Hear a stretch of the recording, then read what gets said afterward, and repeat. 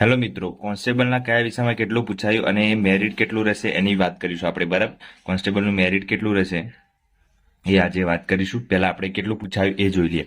તો જોઈએ તો ગણિત છે એ ટોટલ 40 માર્ક્સનું પૂછાયું છે. બરાબર, રિઝનિંગ છે એ વેટેજ પ્રમાણે પૂછાયું નથી, બધા અલગ અલગ રીતે પૂછાયું છે. એટલે રિઝનિંગ છે એ 20 માર્ક્સનું પૂછાયું છે અને ગુજરાતી છે એ પણ 20 માર્ક્સનું પૂછ્યું. બરાબર, તો ટોટલ આ થયું 80 માર્ક્સનું. તો ગણિત વધારે પૂછાઈ ગયું છે, એટલા માટે પછી બધાને પ્રોબ્લેમ થયો છે કે ગુજરાતીમાં કવર કરી લઈશું, પણ ગુજરાતીમાં પબ્લિકને બહુ હાર્ડ પડ્યું છે.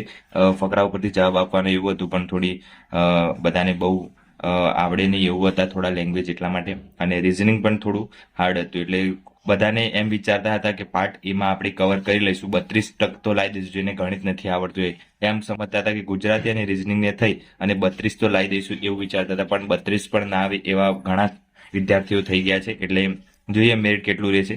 તો ઇતિહાસ છે એ 30 માર્ક્સનું, સોરી, બંધારણ છે 30 માર્ક્સનું પરફેક્ટ પૂછાયું હતું, 30 માર્ક્સનું. અને ઇતિહાસ છે 11 માર્ક્સનું હતું. ભૂગોળ છે 12 માર્ક્સનું હતું. મેં કીધું હતું એ રીતે વારસો બહુ ખાસ નહીં પૂછાય, તો 7 માર્ક્સનું વારસો હતું. અને વિજ્ઞાન છે એ 12 માર્ક્સનું હતું. જીકે છે એ 36 માર્ક્સનું હતું અને કરંટ છે એ 12 માર્ક્સનું હતું. બરાબર, તો આ રીતનો વેટેજ છે.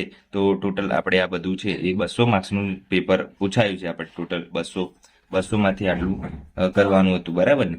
તો હવે આપણે એ જોઈએ કે આમાં આવડતું હતું કેટલું અને કેટલું નહોતું આવડતું. જો ગણિતમાં જોઈએ ને તો આવડે એવા ટોટલ કેટલા પ્રશ્નો હતા, મારા ખ્યાલથી 23 જેટલા પ્રશ્નો હતા. બરાબર, અને રિઝનિંગમાં આવડે એવા કંઈક મારા ખ્યાલથી 13 જેટલા કે એટલા સમથિંગ હશે. હા, 13 જેટલા જ હશે. તો 13 જેટલા આપણે એવા હતા મારા ખ્યાલથી. અને પછી ગુજરાતીમાં જોવા જઈએ તો ગુજરાતીમાં 8 જેટલા આવડે એવા હતા મારા ખ્યાલથી. અને બંધારણ સૌથી સારું હતું. બંધારણ મોસ્ટ ઓફલી બધાને આવડે એવું હતું, તો 22 જેટલા તો બંધારણમાં આવી જાય એવું કંઈક હતું, તો 22 આવડી જાય.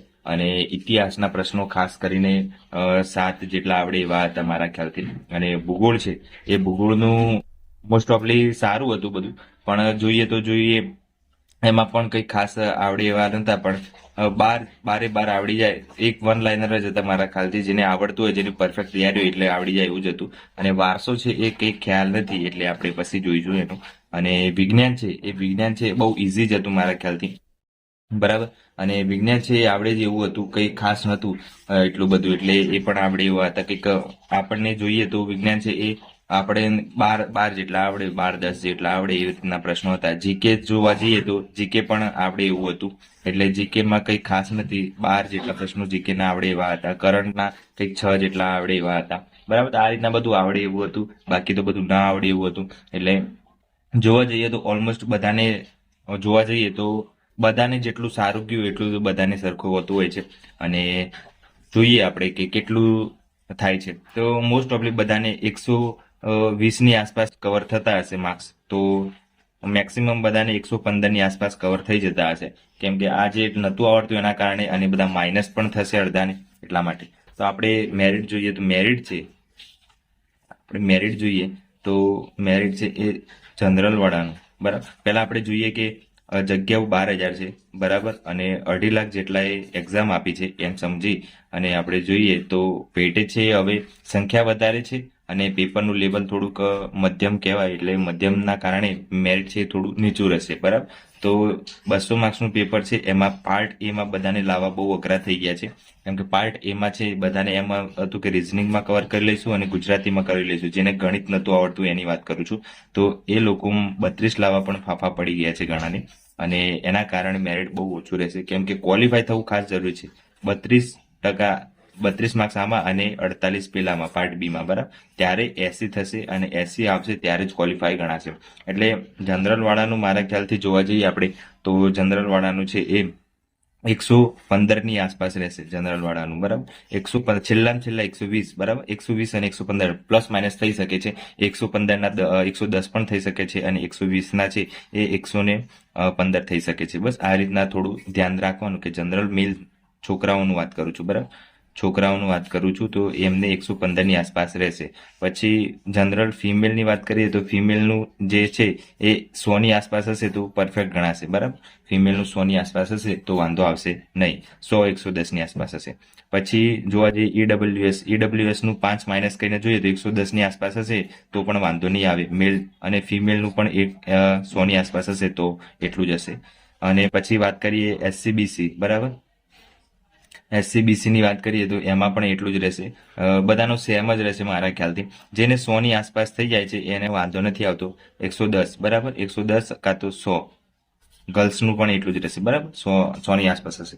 અને SC/ST ની વાત કરીએ તો SC/ST ની તો SC ની વાત કરીએ તો આપણે છોકરાઓની વાત કરીએ તો એ 100 ની આસપાસ છોકરાઓને કવર થઈ જતા હશે તો વાંધો નહીં આવે અને એ સિલેક્ટ થઈ જશે. આ અંદાજે છે, બરાબર, કંઈ પાક્કું નથી. અને ST વાળાને છે એ 95 થી 100 ની આસપાસ હશે તો થઈ જશે. અને ગર્લ્સની વાત કરીએ તો ગર્લ્સ ક્વોલિફાય હશે, બરાબર, જેમ કે 85 કાં તો 90, 85 કે 90 હશે તો વાંધો નહીં આવે ગર્લ્સને, કેમ કે ગર્લ્સમાં બહુ કોમ્પિટિશન ઓછી છે એટલા માટે ગર્લ્સનું છે એ થઈ જાય એવું છે. એટલે SC/ST ને ગર્લ્સમાં છે એ જો SC વાળાને 90 થી 95, બરાબર, ગર્લ્સની વાત કરું છું, અને ST વાળાને 85 થી 90 ની આસપાસ હશે ગર્લ્સનું તો વાંધો નહીં આવે, બરાબર. એ રીતના આપણે નક્કી કરીએ તો વાંધો ના આવે.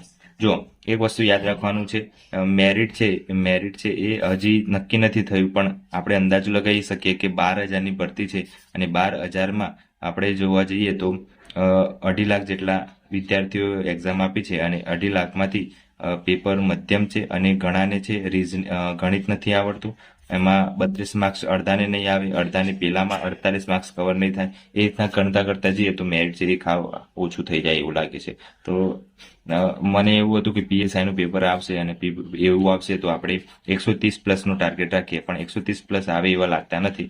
તો 100 અને 120 ની આસપાસ રહેશે, જેને એને વાંધો નહીં આવે અને એટલા કવર થઈ જશે. અને બીજો આપણે કંઈક ડિસ્કશન વિડીયો લાવીશું આના ઉપર.